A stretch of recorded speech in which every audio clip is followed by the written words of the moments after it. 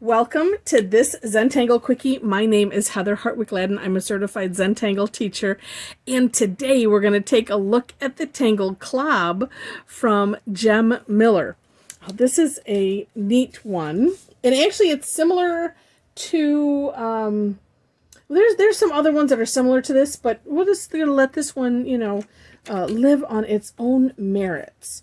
And it is rather cool. So I am thinking I'm going to do, this is an after, I always seem to have these great afterthoughts, like after I'm like all set. Okay, so I haven't done this in a while, so I'm going to do my 4 corners and a border. Whoosh, really wiggly. All right, so pretending this is a section on your tile or whatever you're working on. And let's say we're going to do some, I'm going to try to do, well, let's get the pen to work all good. Sometimes you go too fast and then things just don't work right. That's why we say go slow. So I'm just drawing some curvy lines.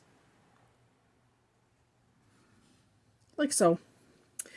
And you see, I think, so this is a good decoration as well. It's as a fill-in tangle in and of itself.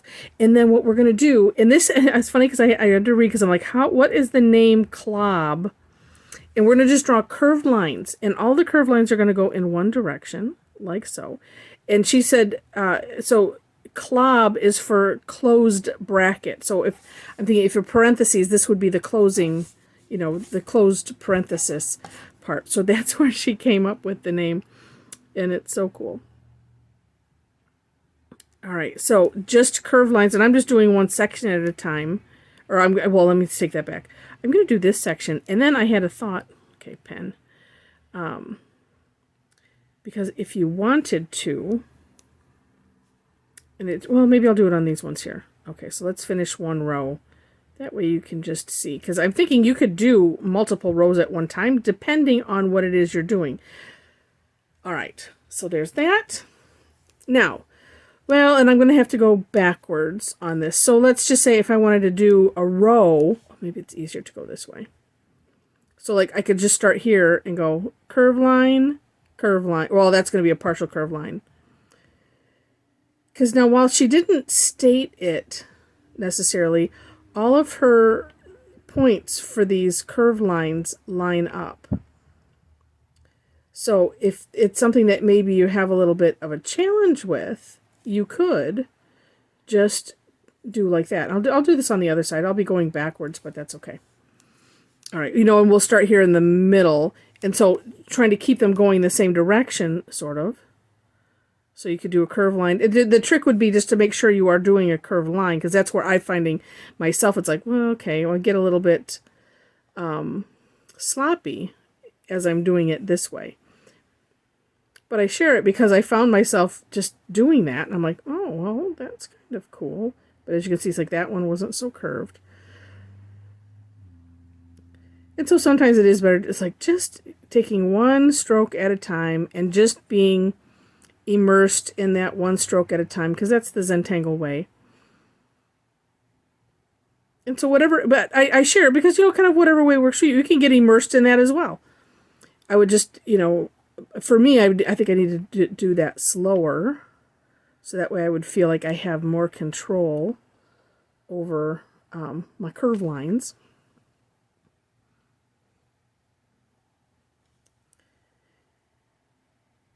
And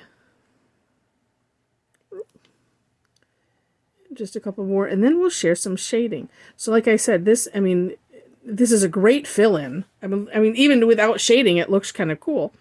Oh, there, I'm going to pretend like there's a line right there. But if, on those tangles that we have where it's like, oh, well, I need to decorate this. I don't know how exactly I'm going to do that. Well, usually we can do orbs. We can do straight lines in any direction. So, hey, we'll just add this to the mix.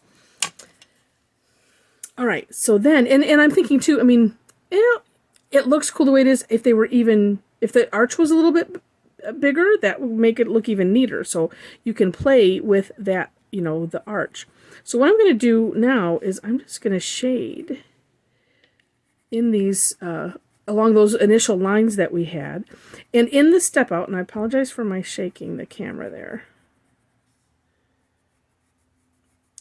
The camera sits on an arm that's on the table, and so then if I do something and I shake, it's not as bad as it used to be when I had an arm that was kind of like on a gooseneck type of thing, because then it would just keep going, and then we'd all have to take, you know, seasick pills or something. All right, so now what I'm doing is I am just doing the pushing motion, going straight up. Now, depending on how much room you have in between, you could do, like here, I probably could do the little circles, and still I'm just working it in the crevice, so that way I'm getting some on both sides, because that's what I want to do. And then we have the, you know, the darkest part on that line, and then the gradient going out both, you know, on both sides.